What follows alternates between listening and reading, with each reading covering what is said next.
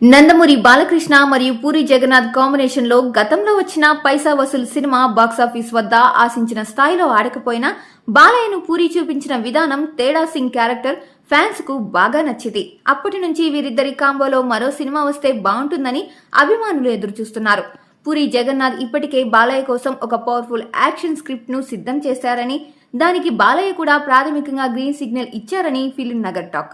లైగర్, double smart ఫలితాల తర్వాత పూరి జగన్నాథ్ ఖచ్చితంగా ఓ హిట్ కొట్టాల్సిన పరిస్థితిలో ఉన్నారు. బాలయ్య లాంటి మాస్ హీరోతో సినిమా పడితే అది పూరికి మంచి కంబ్యాక్ అవుతుందని విశ్లేషకులు భావిస్తున్నారు.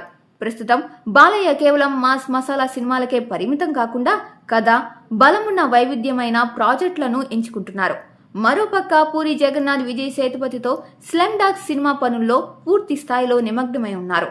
ఈ సినిమా షూటింగ్ ఇప్పటికే పూర్తయింది. ప్రస్తుతం పోస్ట్ ప్రొడక్షన్ పనులు శరవేగంగా జరుగుతున్నాయి. వీరిద్దరి కాంబోపై ఇప్పటికైతే ఎటువంటి అధికారిక ప్రకటన రాలేదు. కానీ ఇండస్ట్రీ వర్గాల సమాచారం ప్రకారం 2026 చివర్లో లేదా 2027లో ఈ క్రేజీ కాంబినేషన్ పట్టాలెక్కే అవకాశం ఉంది.